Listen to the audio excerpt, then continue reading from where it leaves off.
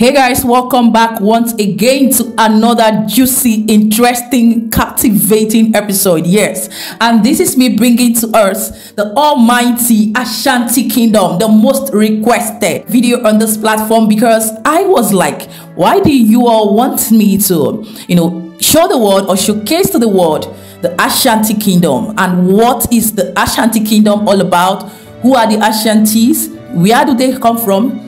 Right there in the country Ghana, what are they all about? All these questions, the history, the origin, name it, were all going down in my mind, and I was like, no, I need to really find out what the Ashanti Kingdom is all about right there in the country Ghana. And so on that note, I had to go into deep research, dotted all my T's as usual. And ladies and gentlemen, without any rambling, any further ado, I want to bring to you on this episode the all-ancient, all-known, the mind-blowing, the inspiring, the captivating, the most intriguing kingdom in the land of Ghana, which is no other than the Ashanti Kingdom. So I will be taking you down first and foremost through the history of the Ashanti Kingdom, how they came about, what they are all about, and in fact, every details in a nutshell you need to know about the Ashanti Kingdom. And this is not just all about the Ghanaians. It is for the education, entertainment, and exposition for everyone that has come across this video,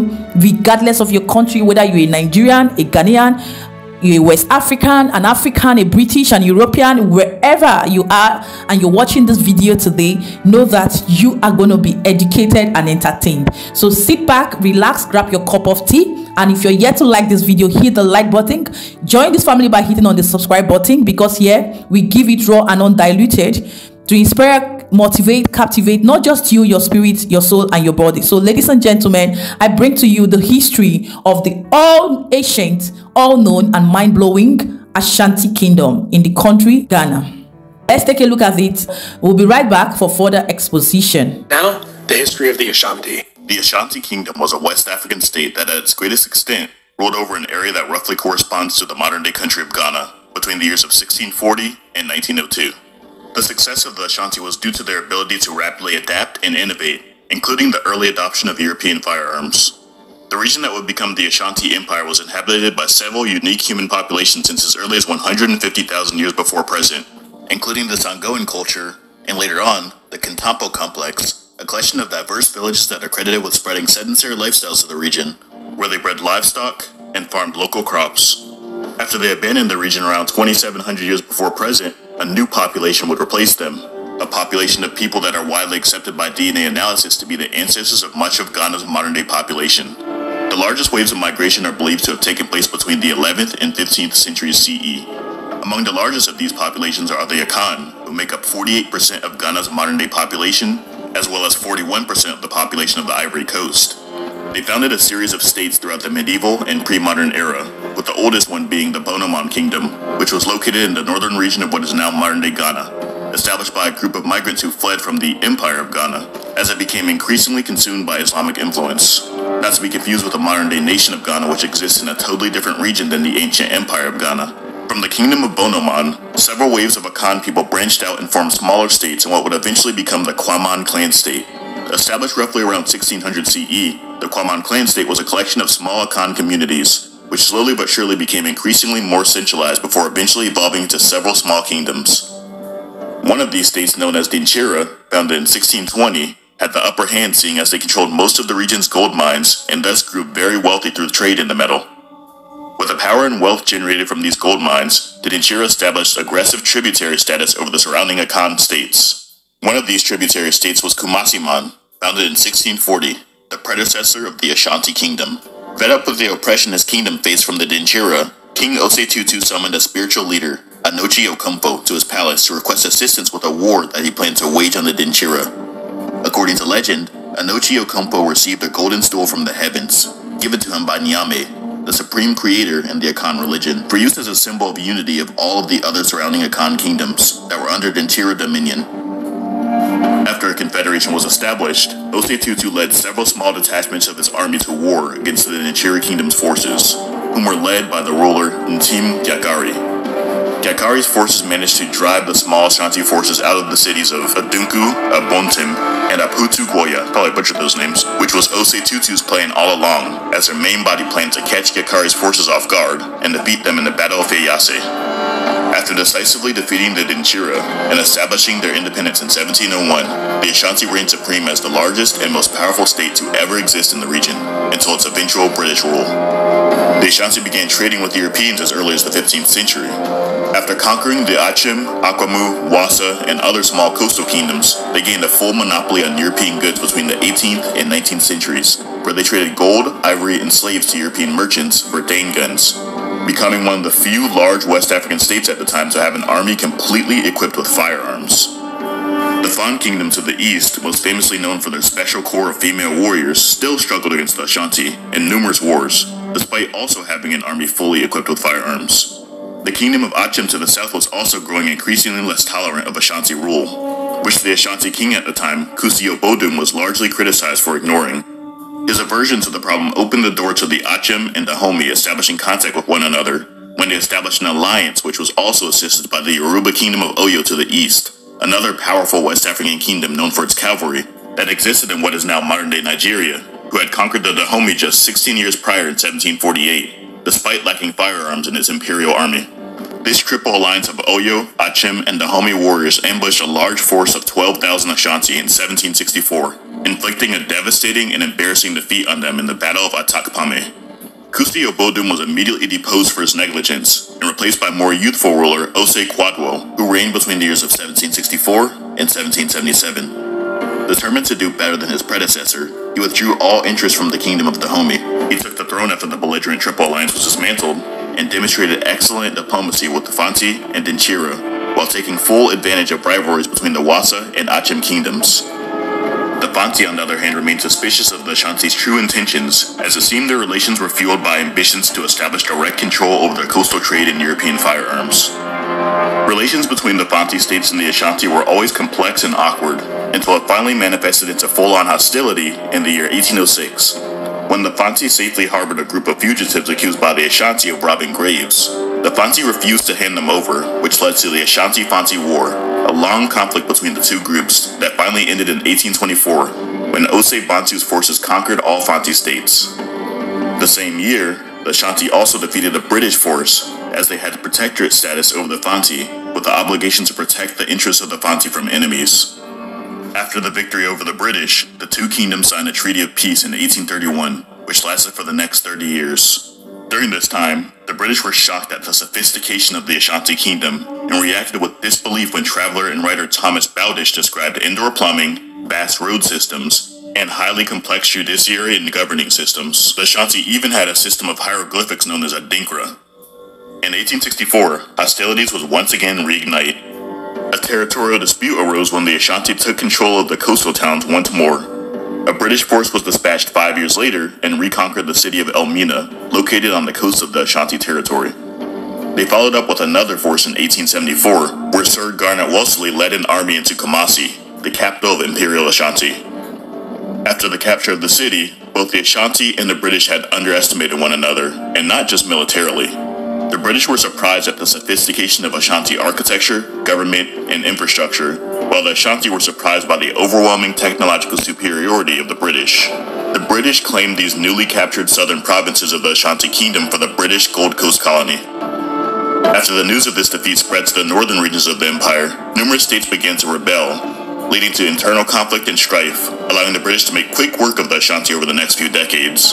After the Ashanti declined an official request of protectorate status by the British, they marched their army into the Ashanti Kingdom and assimilated them into a protectorate anyway, utilizing newly developed military technology such as repeating rifles, rocket artillery, and Gatling guns, and burning Kumasi to the ground in 1896. In 1902, one last valiant uprising was led by warrior queen Ya Asantewa, who sought to protect the Golden Stool.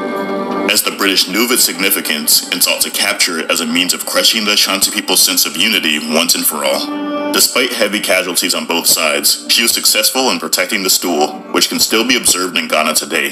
However, this war resulted in the full subjugation of the Kingdom of Ashanti in the British Gold Coast. In 1935, the Ashanti Kingdom was re-established where it still exists to present day on a subnational level in modern-day Ghana. Now, having heard at least to the level we could attain today, the history of the Ashanti Kingdom. We will be taking a close look also and a tour of the Ashanti Kingdom. Let's see what we've got there. Let's see what they've got there going on in the kingdom. And as well, introducing to you the king and every other thing interesting and inspiring you are looking out for. So let me not even say much. Let's just take a walk down there and take a close look at the kingdom. And we'll be right back.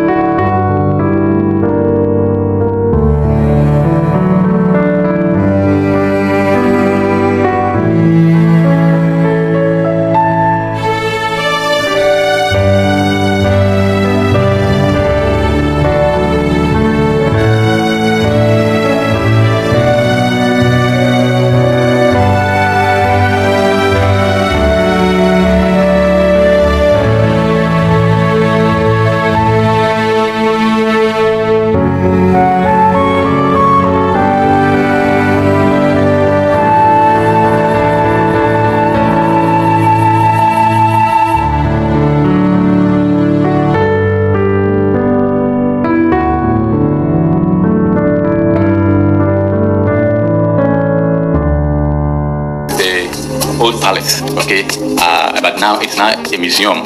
So this building you see was erected by the British when Nana Prempeh was retained around 1924 after his exile to the Seychelles Island in 1897. So the British built this new palace for the Asante king Nana Prempeh when they were willing to return him back to the Asante Empire in 1924.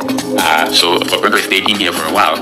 According to the Asante tradition, they paid for this building because they did not want it to look like it is the British who had built a house for their king to stay in. So they paid before they allowed Nana Prempeh to stay in this palace. Now it's just a museum. It's no more a palace. So we cannot come to the Mensha Palace and not learn about the history of the Asante or the Asante Empire. And so let me take this opportunity as we watch the video to shed light on the history of the Asante Empire, and that will be the origin of the Asante Empire, how the empire came into being, and also the empire's relations with the British. So the creation of the Asante Empire stemmed back as far as the 15th century, and it began with one leader called Obriebwa, and he was the leader who started to conquer all the petty states around Kumasi, which was called Kwaman, into the Union. But Obriebwa was not successful because he died while fighting the Doma. So the Doma killed, the Doma people killed Obriebwa, and so he could not finish, or he could not create the Asante Empire. It was Osei who was then in Akwemu, who was studying in the courts of Akwemu, and he came with his friend Anoche, and then he came to continue the work that Obriebwa did. So it was Nana Osei the first who really created the Asante Empire as we know it today. Now, Asante was the Bassa state to the Dangerous, and the Dangerous were the most powerful states in the Gold Coast, or in the forest region of the Gold Coast at this period. And the Dangerous had a lot of Bassa, Adanse, Wassa, Chufo. All these states were all Bassa states to the Dangerous. And the Dangerous ruled these Bassa states very, very cruelly. You know, they demanded heavy taxations from these Bassa states, and these Bassa states were not happy. Together with Asante, they were not happy, and so they came together to fight against the Dangerous. And that is how come. So the Asante provided leadership for the other Bassa states to come together and fight against the Dangerous rule, and that is how come Asante was able to defeat the Dangerous. Then Asante now emerged as the superpower in the forest regions of the Gold Coast, and so Asante now came to have all the former Bassa states of Dangerous as her Bassa states, and that began the creation of the Asante Empire. So tradition has it that Osei who came with his friend of Anoche from Akwemu, one day on a Friday morning at where currently we have the Anoche Teaching Hospital in Kumasi. They came together, had a deba of all the Asante chiefs. So now take also notice that Asante has a metropolitan Asante and the Amanfo. The Amanfo are the chiefs, of course, are the chiefs that came together to form, or the nucleus of the Asante Empire, if I may say it in that way. The very states that came together to form the Asante Empire is what we call the Amanfo, and the provincial Asante has to do with the Bassa state. So he called all the Amanfo states, and then controlled a golden stool which came from the sky and landed on the leg or feet of Osei to his friend, and that suggested that was a leader of the new Asante kingdom which had been formed. And that's how Osei the first became the first Asante king, or the first king of the Asante kingdom. And then they embarked on several wars of expansion, and then they later became an empire covering the whole of the northern part of Ghana, the southern part of Ghana, as far as Minelmina, Ghana. They all Asante owned all these places. So when the British arrived along the coast and they introduced guns and ram and other items, Asante needed more firearms because Asante wanted to extend her territory. Asante needed more firearms to fight her neighbors.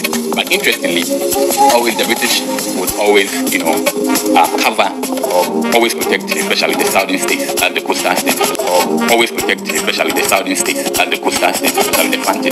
So, because of that attitude of the British, the Asantes came into several confrontations with the British, and that is what we call the Anglo-Asante Wars.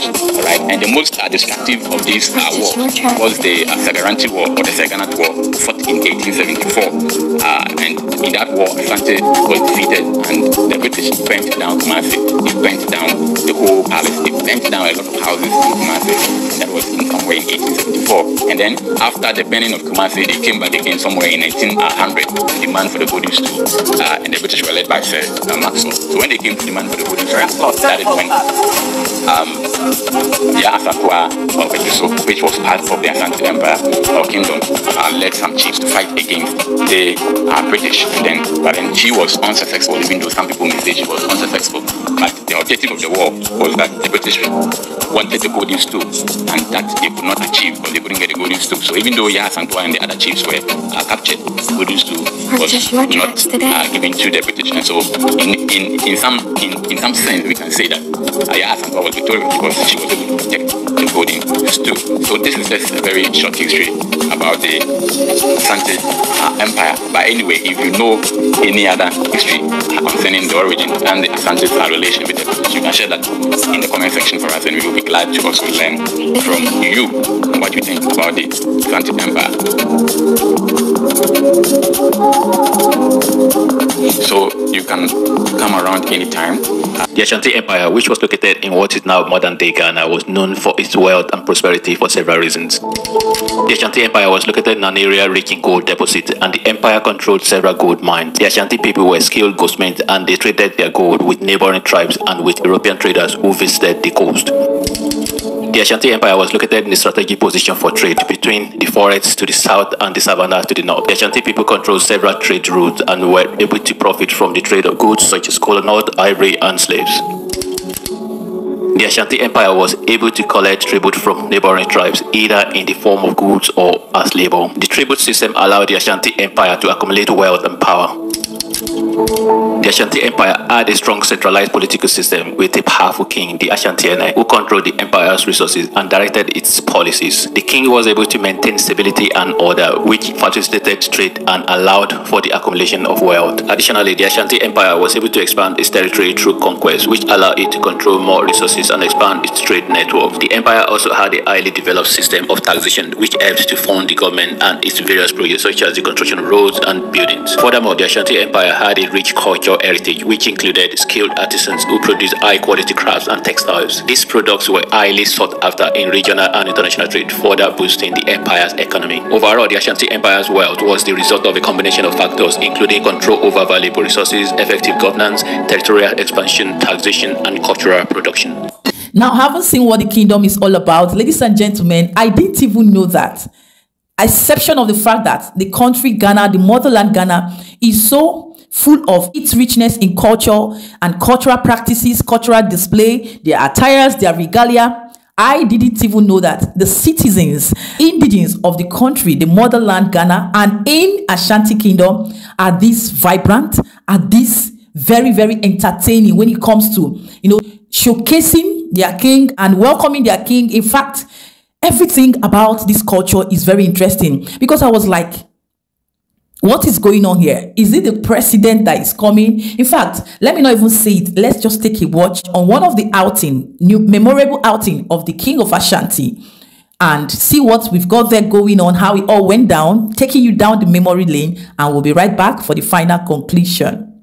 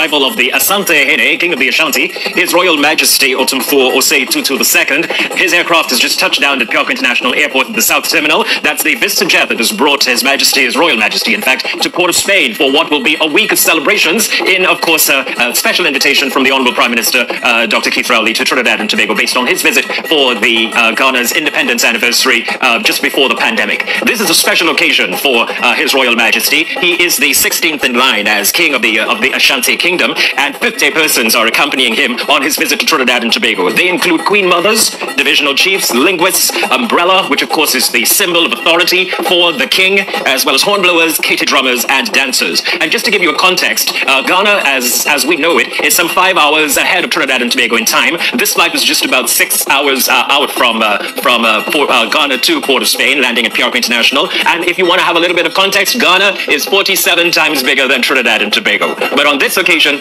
we are the big ones as we welcome His Royal Majesty Otumfuo Osei Tutu II, the Asante Hene, to Port of Spain.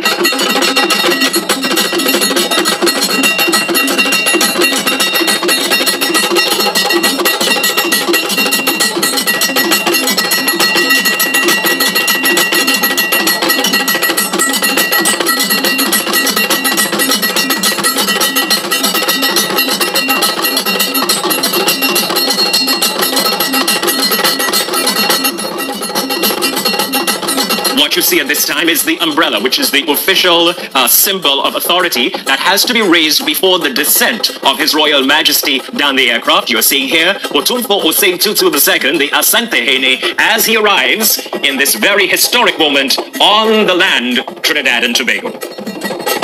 Greeting him at this time are, of course, officials who are part of His Royal Majesty's delegation. He's also greeted there by the Consul to Ghana, Hilton John Mitchell.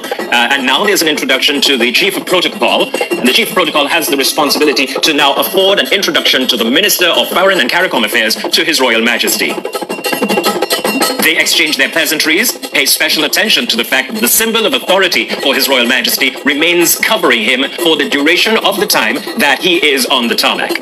Now there's the introduction of the honourable ministers who are part of the official ministerial delegation to receive His Royal Majesty into Trinidad and Tobago.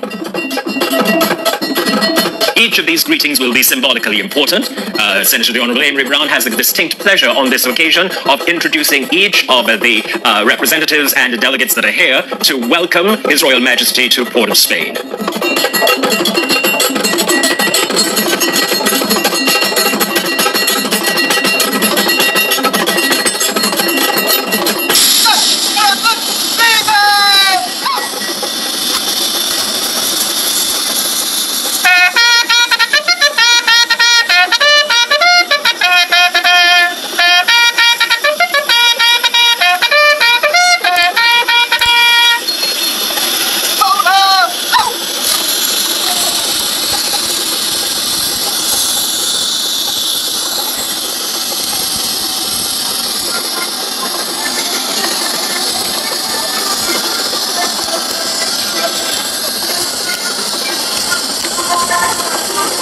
Let's appreciate that His Royal Majesty is the 16th king that's defending the Asante Kingdom, and the kingdom is recognized, of course, by historically being known as the Kingdom of Gold. Emancipation Day should really be the occasion to see the Asante Hene resplendent in gold as he witnesses the procession and the activities on the 1st of August at the Lijiasu Omawali village. Trinidad and Tobago, as I said, is just about 5,128 square kilometers, whereas Ghana is some 238,533 square kilometers. And if ever you've seen the kente cloth, it's the intricately woven, hand-woven textile that takes a few days, in some cases to many months, to complete. It is originating from the Ashanti region of Ghana. Globally, the print is used in the design of academic stoles in graduation ceremony. Pay attention to the fact that Trinidad and Tobago's relationship with Ghana dates as far back as the 1st of July 1881, when the 10th king of Ghana, his son, Kofinte, arrived in Trinidad. This was during wartime, and Fort George was actually designed by a true son of the Golden Stool, that is, the king's son Kofinte, as a signal station and has been preserved ever since. On His Majesty's itinerary is a visit to Fort George, thereby once again revisiting that historic moment back in 1881 when the 10th king's son established Fort George as a signal station. Now here are some similar words between Trinidad and Tobago and Ghana. If you've ever heard the word susu, Kuku, or names like Kwesi or Kwame, they are all Ghanaian names originating from Ghana. So let's not be surprised when we talk about a Susu in Trinidad that we're actually making reference to the Ghanaian influence in our country. And if you've had your Kuku and Callaloo sometime this weekend, you've sampled some more of the Ghanaian cuisine. Just to give you a little bit more, the Asante Kingdom is historically referred to as the Kingdom of Gold. Dance and music are the life and soul of the Asante Kingdom. It's a peace-loving nation. They've been led by their kings who have both been political and spiritual leaders, and up to the present day for Ghana. The nation of Asante is administratively established under the Golden Stool. Now, whilst His Royal Majesty would not have the Golden Stool with him, that is the seat of his authority, and it is the highest authority which unites the people of Ghana, believed to be the soul of the Asante Kingdom. If you enjoy the now, haven't seen this, like you can see and understand better when I say the citizens, the indigenes of the motherland Ghana, particularly in the Ashanti Kingdom, are very mind-blowing, entertaining. In fact, they are full of life and energy, and it is their vibrance for me. It is their energy for me. And the king's energy, the display of culture, regalia, name it, what have you, that is really, really fascinating. And because I'm a lover of culture, royalty, kingship, and every other thing in between, I will really say of a truth, I am impressed when it comes to this kingdom. All their detailed information, their history, what they've been all about, and how they have been also impactful in their current leadership, the government, and what have you, is something that is impressive. And by the special grace of God, time to time on this episode, I'm going to be giving you updates in the Ashanti Kingdom, in other kingdoms, in the motherland Ghana. And if you are so particular and interested in me showcasing and exposing any of these kingdoms, do let me know in the comment section, because I love histories like this. I love expositions like this, and time to time we'll be having these right here on this platform as well. I will take you down to my own beloved country, my motherland Nigeria, and most of these countries in West Africa. Just let me know what you actually want and you need us to always come up here with, because we are all about entertaining, educating, inspiring you right here in Chivik Inspiration. So guys, at this point, I know our hearts, our mouths are full. Let me know down there in the comment section, what are your thoughts, your opinion? How did you enjoy today's episode? What interests you the most? What is your best part of this video? What did you learn? What is your take home? Leave them all down in the comment section, and let this conversation, this episode, continue from there. So ladies and gentlemen, with this, we've come to the end of this episode. Thank you so much. If you have listened and watched up till now, you are the real gem, the real MVP. Thank you. And if you're just hearing this beautiful voice for the first time, hi, my name is Chivik Inspirations, aka Victoria Chinyere. And here in Chivik Inspirations, we say just the way it is, to entertain, educate, motivate, inspire. Not just you, your spirit, your soul, and your body, right? And you can get it as a dull moment right here in Chivik Inspirations. So think no further of joining this amazing family. Just hit on that subscribe button, turn on the post notification bell next to it. You know why? So that you will always be the first to get notified whenever interesting episodes like this drops here on the space, right? And remember, like I will always tell us, you owe yourself nothing but your peace of mind, your sanity, and your happiness. Do not, I repeat, let anyone deprive you of that. You're solely responsible for it. And that is why I am here to remind you of that. Till I come up here on this space in my next episode, to have a lovely, a pleasant, and an amazing week out there. Bye, my loves. Bye, guys. Mwah.